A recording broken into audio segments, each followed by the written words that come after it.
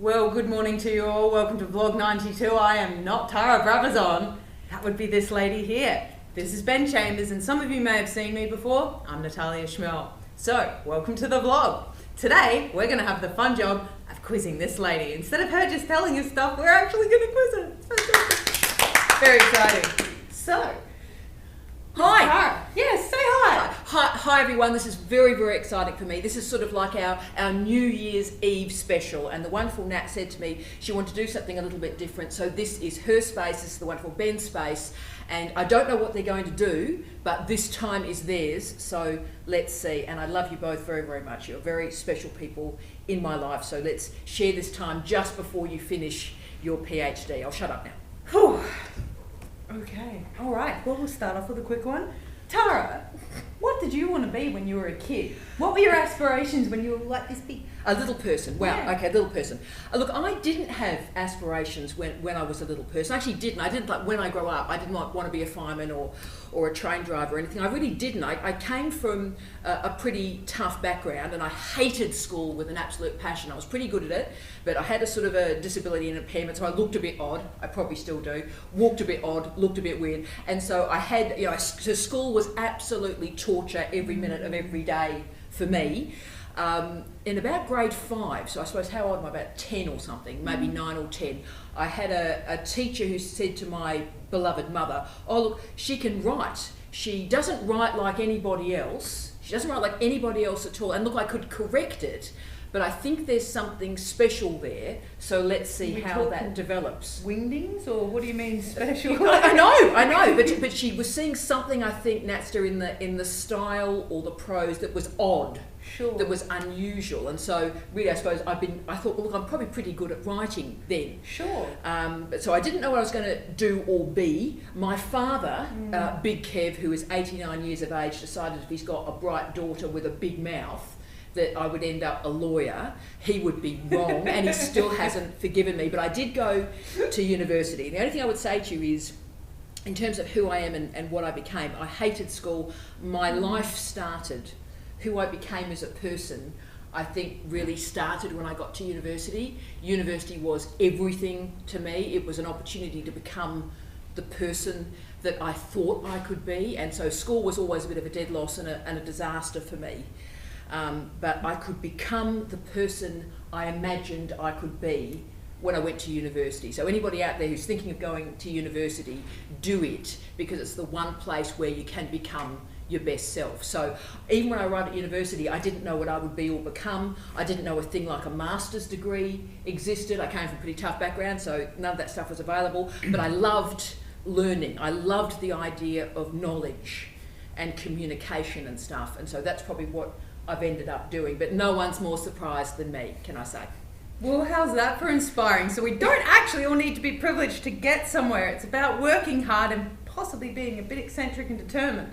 Maybe, and also we'll talk about this maybe, but also taking chances when they come, like letting life unfold for you and being cool with that and taking opportunities when they come up. I like it. I guess that leads on to my question then, which is, when I first got your email, I noticed how many qualifications and degrees you had. And she has the alphabet after her name. It's amazing. It's quite long.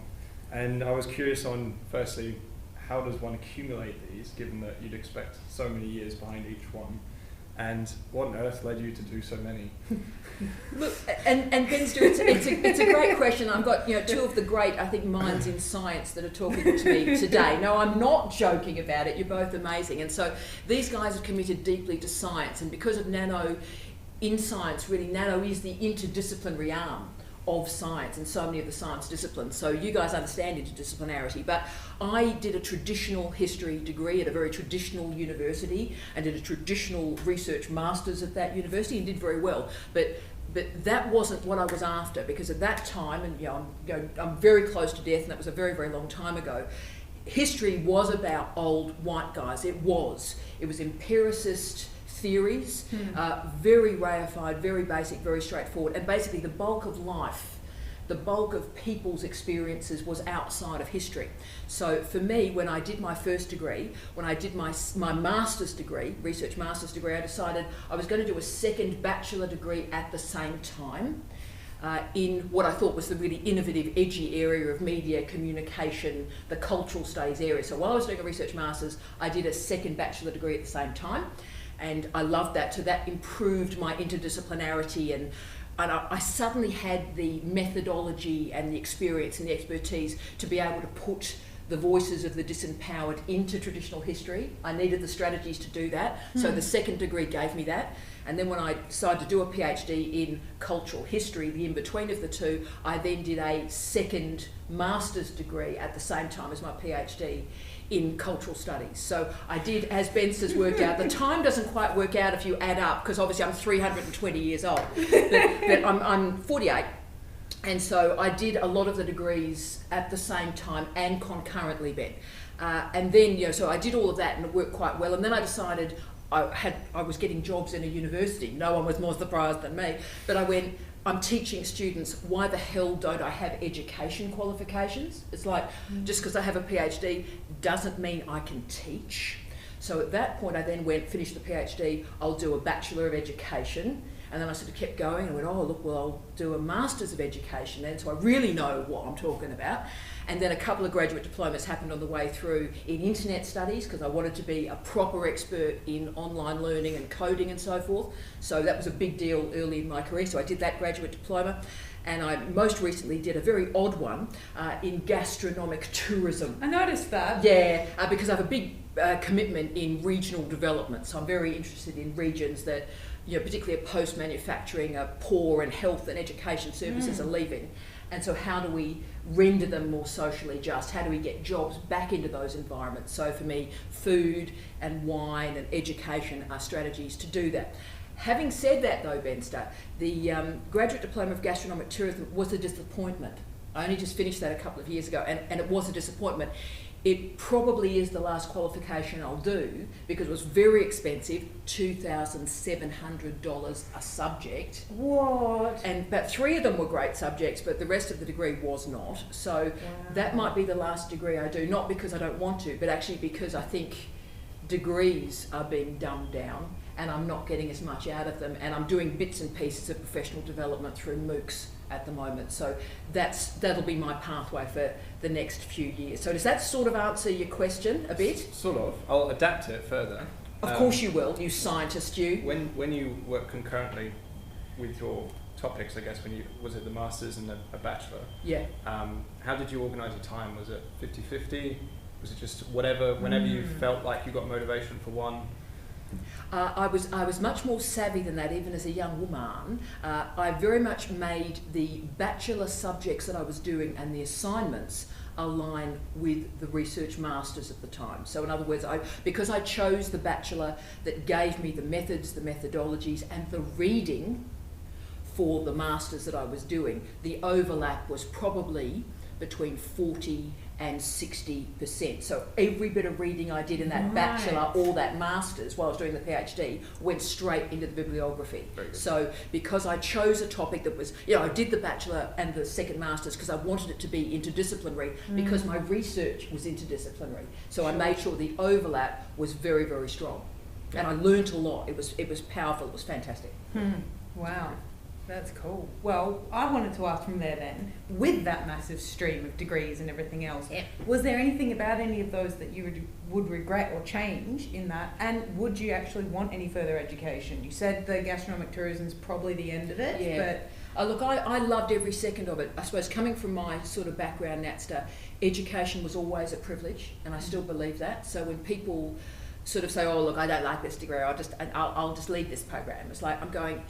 It is a gift, it is a privilege. So I have absolutely no regrets about doing that at all. I've loved it, but I do worry about sort of the future of higher education. I write on the challenges of the future of higher education, that we mustn't dumb down the degrees. We've got to respect teaching and learning. But I'd say the great thing I did was make a decision to do that education stream on the way through. You are both fantastic teachers and fantastic communicators. You are, and I'm not sure if I was at the age of these guys, but because I actually am an expert in teaching and learning, all sorts of opportunities and options have emerged that wouldn't have if I'd gone, I've got a PhD, therefore I can teach. There's an arrogance there that I'm not really comfortable with. It happens a lot though. I've seen that. It mostly happens, and it's horrendous. And also, one other thing I'd say to you as a woman, I apologise, Ben, for one man, as a woman, I think people believe them when they have these interdisciplinary interests and they say, look, I have this interdisciplinary expertise, and they haven't got the qualifications. I think you're believed. Whereas I did all these qualifications, I suppose coming from a place of underconfidence, that I believe in this interdisciplinary project, but because I'm a woman, people wouldn't necessarily believe me. And so the qualifications were a way to credential my interdisciplinary expertise in a way that people perhaps couldn't doubt. So maybe it came from an underconfidence on my behalf. Okay. All right, I like that. I've got another one for you. Oh, yeah. So, on this, you appear to be such a high achiever. I'm sure some of you would have seen all of this in action. Yeah, look at you being all humbled by, go on, own it, you own it. I know. So, you're such a high achiever. You do so much. Firstly, do you bloomin' well sleep at all? Yeah. And secondly, what do you do to avoid burnout? Because most of us burn out when we do half of what you do. Yeah, look, it's lovely you say about high achievers. I never feel that. I feel the thing about being a teacher, and it's true, and something about being a researcher is it does make you humble, because you know how much there is left to learn. And that's the great thing about knowledge, is that you go, this is who I am and I've done well, but you read something and you go, that person is absolutely inspirational and extraordinary. So there's always that sense of something new to learn. So that's the first thing I would say. Yes, I do get up very, very early. My whole family gets up very, very early. That's just something I've always done. And I think it sets me up for the day too, because it just means I've done 2.5 hours of reading and research before I have the wonderful time I do with these wonderful students and our colleagues. So that's important to me, because there'd be something really hypocritical about me being the Dean of Graduate Research and looking after all of you, and me not being research active, and me not reading at the cusp of knowledge, and me not writing every day. That would be absolutely abysmal. So, you know, if you're gonna bring it, you've got to bring it, right? So you've got to commit to that, so that I'm not a hypocrite for these guys. They know that their dean is trying to work at the cusp of knowledge every single day. So that's important. The burnout one is an interesting question, because I never have writer's block, and I never burn out. I've never burned out, and I work sort of 18 hours a day, and I've done that since I was probably 21. And every day I wake up every morning and go, yes, come on. And I do that. Every day is a gift. Every day is a joy. Breath is a good day. If you're breathing, it's a good day, right? And I think the reason I don't burn out is because I also say I live every day as if it is my last. I really do, and I've done that my whole life. My parents did the same thing. So I live every day. I get every bloody drop out of every day, go, I've had a good day, I've done everything I can today, and if I die overnight or I die tomorrow morning, it's been brilliant. So I think if you live like that, you never have a burnout, because every day is a gift, every day is a joy, and tomorrow isn't promised to anybody. So that's why I don't burn out, because burnout suggests that you've got plenty of time, and none of us do. That's so true. Well, how's that for an answer? I suppose a lot of it comes from coming from the right place in yourself then, hey? Look, I think so. Now, it's an interesting point, but yeah, it is about, life is precious, and enjoying the time and enjoying the people and not taking anything for granted. And also, I don't judge myself. I think you two particularly, they're both incredibly brilliant people, and you're also very demanding of yourselves. You both are, and you have incredibly high expectations. I have incredibly low expectations, right? That's what we're doing wrong. That's what they're doing wrong. And also, I don't judge myself. So I've had a good day, I've done everything I can today, and hashtag no judgment, let it go, move to the next day, nothing is given. That's amazing. So you mentioned you get up early in the morning, etc. Do you have a set wake up and bedtime, I guess, yes, or is it just with the flow? So it is set. Oh, it is routinized within an inch of my life. Okay, so every day, the work day is different. So my 9 till 5 work day is different every day, but the routinized nature of the day is identical 7 days a week, week after week, month after month, year after year. So I've got up at the same time since 1993. And it's about 4 a.m, isn't it? It's 2:30.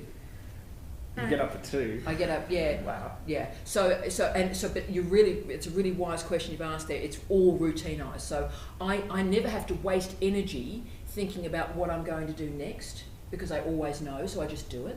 Saves a lot of time. Now that's a key trait of some high achievers. You know what? That's apparently one of the reasons Einstein always wore the same outfit, because he literally didn't want to waste the brain power on something that trivial. Mind you, I think some of us have the need for the fabulousness, so yes, but can I say bleeding out a little? Yeah, you are bleeding out. So, but can I also say, in terms of clothing, Nat, and I know you and I are clothing sisters.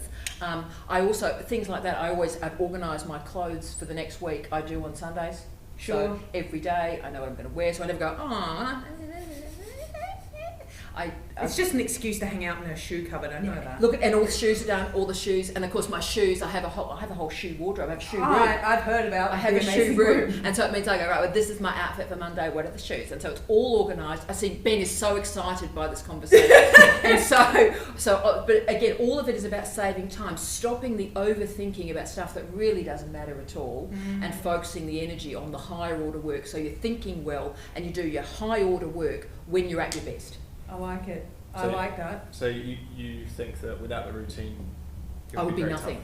tough? Yeah. I would not have achieved anything in my life without getting up early. Nothing. I like that a lot. So with your goals, Tara, Yeah. that's another one. So you have, I mean, we all have goals, right? All of us will have some goal of some sort.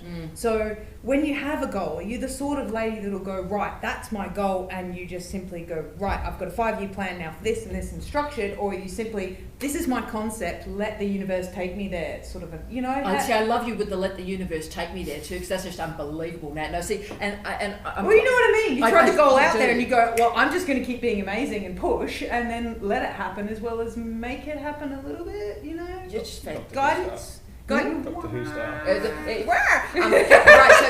So I'm not that. I'm not. I don't sort of put it out to the universe and let the universe decide. I'm really not that person, and I'm also not a hyper planner. What I'd say is in fact, I did a vlog on this time last year, but every every New Year's Eve, I do plan out my research. So these are the areas I think I'll write on for the year. So I do plan that a year or so at a time. But can I say, I don't plan anything else in my life. I have never, at 20 gone, this is where I'm going to be. And I know that's unusual because I was on a panel. In fact, the wonderful Emma, she was there as well at this panel. And there was this bloke I was sitting next to on the panel, and he went, at 20, I decided this is what I was going to do. This was the money I was going to make. This is who I was going to marry. This is the house I was going to live in. And he did all this, and he said, I have met all those targets. And then of course, then they went to me, so Tara, tell us about that. And I was like, I have had no plan. I have had no sense of goals at this particular age. I needed to do this, none at all. My life has happened to me, but this is maybe about the universe thing. My life, so I had no plan, no sense of what I was going to do. This is astounding, this is fantastic, but I have been open to opportunities when they've emerged. So I have let life happen to me, but when life has happened to me, I've really jumped at it and I've gone for it. So does that sort of make sense? So I haven't gone, look, at 35 they will do this. I've never had that, never had anything like that at all. I've sort of let the universe happen. Yeah, and it's been brilliant. Good. Brilliant. That makes me feel better. I'm sure there's a few of you out there as well. I'm another one where I was like, people, what do you want to do with your life? Ben, do you have, is it a bloke thing? Do Bens have, do Bens and blokes have plans? Have you got a sense of at 35 I want to do this, and have you got a sense of that? No. You're letting it happen? Yeah. Embrace the chaos. Well, let's hope it's not chaos, but let's hope it's opportunities. I like that. Chaotic opportunities. Okay. See the scientists. Unbelievable. A bit of a different changing question, I guess. When you make your vlogs, yes, I've only seen a few of your many, but in terms of writing them, do you get much insight as to your own development from them? Like when I do writing, I tend to learn things as I'm trying to explain it. Yeah. So at the same time, you're learning concepts. So it's for your own development. Do you get a lot of development out of your own vlogs? Oh, look, I get a huge amount out of it, Benster, and I decided that I would do these vlogs. If I go backwards a little bit, I've had about 3 or 4 managerial jobs before this one, where I was the head of sort of research areas, where I had a staff group, often early career researchers, and I had to get them research active quickly and succeeding quickly. And so I got into the habit of sending a weekly email as the head of department or head of area, and I've always had departments that are over multiple locations. So my last job at CSU, I had a campus in Bathurst, campus in the wonderful Dubbo, and Burlington in Canada. So they're spread over a lot of space. So I'd send a weekly email getting people sort of organised with research. So, oh guys, these new journals are doing this interesting thing. So I'd pick a topic each week, and I would say, guys, these journals are available for your consideration to publish in. So it was a way to encourage people to think about new ideas and publish. But they were in sort of the areas of education or sound engineering or whatever. So they were more sort of honed into subjects and disciplines. When I took this job, which is what we call a portfolio job, so over the entirety of the university, I couldn't structure a Friday email around a particular discipline or topic because you're in everything, right? So that wouldn't be fair or reasonable. But I decided in this new job that I would be challenging for myself, Ben. So I would actually say, what would be really difficult for me? What would be really challenging for me to do? Because I've done podcasts, I'm a media professional, done all sorts of stuff. What would be really challenging for me to do in this new job? And the answer was doing a weekly video, which requires doing the research for about 20 minutes of content at a top level, writing that script, learning that script, and filming it at no cost to the university. So the first thing is, it would be challenging for me because that's quite, I'm creating a small film once a week on my own. So I thought, well, that's really challenging and interesting. But then I suddenly found out about Flinders, that 1/3 of our students live outside of South Australia, and one third of our students are part-time, and they're not the same third. So that means the majority of our students have a disconnection, if you will, from our campus. So I wanted to try and find a way that they would know their new dean, know the office, feel a connection to that person, but also, people talk about student-centred learning a lot. And I thought, well, let's do this properly. Let's get the students to suggest what the content is. So that's great for me, Ben, because it's like just about every vlog topic has been decided by these guys, right? So just about every one of them, a student goes, I'm really interested in this. And I go, I would never have thought of this. So I have to go away and research a topic I'd never thought of and write up content and package it into 20 minutes. So for me, it's great because I want you guys to feel like, if you're not interested, because you've got students that, they've got a relationship with a supervisor and they want to be left alone. We've got other students that want the full immersive experience of a PhD. And so what we've got to do in the Office of Graduate Research is provide a suite of materials that all students can get something from. So I wanted students to think they've got their own little television program, really. So once a week, they get their own program. I talk directly to students. I name the students who have come up with the vlog that week. And so I want you to feel that ownership that this is yours, that there's all this weird media stuff out there, but once a week, someone really cares about you and cares about you so much that if you make a suggestion, I'll take 100 hours and create something for you if I can. She really will. Oh, yeah, so does that make sense? But it was challenging for me. So I thought, what can I do that I haven't done before that will enable research but also be student-centred and challenging? So that's how I came up with the idea. And it's gone better than I ever imagined it would go. Oh, but this is my favourite vlog, can I say? Because this suggestion came from... Well, I was going to ask you about your exuberance in the workplace and, if that's something that just comes naturally or if it's something that you've sort of worked on over the years. I think you've probably in a lot of ways already answered that question quite simply by going with, to know that you do not know will create further burning for knowledge. Yeah. And then also the simple fact that you have so much gratitude for life, I'm guessing is sort of the source of all of that. Yeah, I mean, I think so. And, because you talk about non-toxic workplaces, I've seen the effort you put in. Any of you that have actually met her, you will have probably seen this as well. Yeah. Everybody that works with Tara is about 50 times happier than most other people around the place because you have this incredible consciousness about creating the correct environment, and there's such a drive in you for that. Yeah, I mean, I'm a Gen Xer now, so I'm 48, and so Gen Xers are people born between 1961 and 1981, and I'm about in the middle of that generation. And my generation were treated pretty disgracefully by the baby boomer generations that dominated our universities. I'm just going to call a spade a shovel, I always do in these vlogs. And so my generation have had to suffer temporary, contracts, pretty bad stuff, toxic environments, bosses that are inexperienced, that are talking about teaching and learning, don't have any teaching qualifications, talking about research activity and they're not research active, and all sorts of stuff.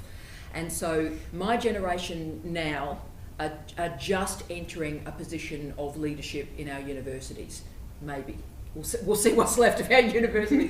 but we just... You might want to edit that. No edit. No, we don't edit. We do one take, every take, you know that. But what I would say is, so we're just reaching positions of leadership in universities. And I've trained a lot of your generation that's coming through. And what I want for these guys is a kind, decent, compassionate, intellectually generous environment, because we've only got a few years left. We're only going to be given probably 5 or 6 years left in our careers, and what I want to bestow to you guys, I really, really mean this, is I want a better experience than we had. So I don't want you in a toxic environment. I don't want you churned up, turning your emails on in the morning. I don't want your stomach twisting as you're getting up a set of stairs to go into your office. I want it to be what we always wanted universities to be, which was dynamic and charismatic and kind and nurturing the next generation, and the best and brightest coming together to create new knowledge. That's what we want. How's that? No, so that's the legacy. We'll be dead soon. Could be dead tomorrow. But what I wanted, and what a lot of my generation want, because we've been waiting so long in pretty bad situations in higher education, in our workplace, is we want the best for you, and so we want to leave the institution in a better way to you guys than was given to us. And so that's if that doesn't motivate you every day, I'm not sure what will now. I like that. Ben? Okay, so this one's interesting. I know you like Doctor Who, don't you? Biggest fan in the universe. Bit of a fantasy question, I guess. If you sent one of us back in the TARDIS to see you in your past, yes, what would be the one thing you'd tell yourself? Can I have two? Both of us come back? Or? Yeah. Well, first I'd like you both. Okay, right. So the first thing is, don't marry that first husband. You know that guy? So because that took me a while to get over. So the first guy says, you see that first guy, you know what you were thinking, don't turn up to the wedding? Dude, really? Don't turn up to that wedding. So that's the first thing. Now you can tell me that, because We're taking a copy of this tape on the TARDIS. No, I was going to say, but what I would say, so Nat can tell me that, don't marry that guy, that would have made a real difference. So that's crucial. And Ben, more seriously, because he's a very serious young man now, Ben, is I'd get him to say to me, it'll be okay. It'll be said okay. That to me before. Everything will be okay in the end. It'll be okay. If it's not okay, it's not the end. He wrote that for me. I got to uni one morning, stressed out of my head, right, in PhD mode, and there's this beautiful note that's still on my wall in my office from him saying that exact You're thing. a legend, Ben. You're a bloody legend. But what I would say is that's the advice we'd always try and give ourselves at 20, is just follow your path, walk where you're walking, don't look for footsteps in front of you, walk on the beach even though you're the first person to walk there, back yourself, believe in yourself, and it'll be okay. Because at 20, 25, 30, 35, 40, you don't know. And just believing that it'll be fine, back yourself, girlfriend, back yourself. All right. We'll take those messages back. I'll pass them on. Yeah. Oh, yeah. Don't marry him. Second husband, excellent. First husband, bad. Okay. Yeah. Duly noted. Okay. So, now, as one last final question, because I know we all have lots of things to do here today, right? Yes. What's next, Professor Super Queen? Oh, my darling.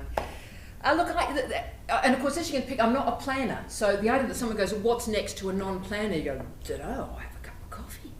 What I'd say is, I've loved this job. So I would have regretted in my life if I hadn't been a Dean of Graduate Research, because I've written so much on PhDs through my life that this was the dream job, and I've dealt with the most wonderful students. I mean, how fantastic is this? Fantastic staff. So it's been a great experience. It has been a great experience. But the interesting thing is I am getting some interesting jobs at the moment, and it is an interesting challenge for someone who's not a planner, where I am getting some fantastic opportunities in fantastic places that I believe in, you know, in Canada, in the UK, and here. And I'm not sure, you know, what I believe in. That's why this has been a fascinating sort of experience for me, because, you know, what do I want to do? Do I want to commit deeply to regional education and transform Australian regional education in a position that I can really do that, you know? And also, you know, as a woman, the idea that we're being offered Vice-Chancellor jobs and Deputy Vice-Chancellor jobs is terrific, and I don't want to let the side down. You know, I want, as a woman, to commit to that and say that's important and we can do it. That we, when the great job comes, we don't go, oh look, I just don't think I can do it, because what sort of lesson does that send to women and men, the wonderful generation we have that follow us? So, look, I'm not sure. I'm actually really not sure. I'm looking at the options that are available now. You know, in Australia, it is a challenging place to be an academic, particularly in my fields, because there's just not much happening in my fields, and to be frank, it feels a bit like an intellectual death at times. So that's why I work through the night with my colleagues around the world, and I try and read at the edge of knowledge to keep myself up to date. But that gets a bit depressing, Ben. And at a certain point, I've got to sort of think, you know, I want to sort of be with the people that are working at my level, in my sort of field, really working at the cutting edge of knowledge, really challenging stuff. You know, I miss that. When I left Europe and left North America, I walked away from that to come back to Australia to commit to my country where I was born and try and help the next generation get through, and I'm very proud I've done that. I've probably got 5 years left, I think, of my career, and then I will stop, but I think, we'll see, we can play this in 5 years' time, but I've probably got one more 5-year job probably to do, and then I will stop and disappear into the Lake District of the UK probably. But yeah, let's see what happens. And my commitment would be, I believe in regional education, I believe in the social sciences and the humanities, and you know, somebody needs to dig in and commit to that series of disciplines, because no one really is at the moment. And I also believe in some fantastic work that's happening in interdisciplinarity. So there's sort of the 3 options that are available to me at the moment, and I'm not sure what I'm going to choose. I'm very happy at Flinders, and as you can see, I work with the best people on the planet, but the next step, as I said, I've probably got one more throw of the dice, and I've just got to decide what direction that goes in. Sure, I like that. What an amazing set of answers. Thank you so much for letting us actually quiz you about you, because you know, you spend so much of your time inspiring all of us, right, and helping us and asking every single thing you could possibly ever think of about us. It's really lovely to hear a little bit about who you are and what's made you where you are, you know, that, and what you express to everybody all the time is just so amazing. And hearing a bit about what's in here from you and how you got to where you are is very inspiring. So thank you for sharing yourself with us today. You are a lovely person. And can I say, the other reason, I'm going to embarrass you too, Ben, when we were talking about doing this filming today, and Ben, can I say, was the more reticent friend that joined us today, I did say to him, and I think that's the reason he came today, is that these 2 people are incredibly precious to me, and I wanted a testament of them and us that we could carry forward. So you've given me that. Thank you, Yeah, Darren. it is. Thank you so much. Have a good day, guys.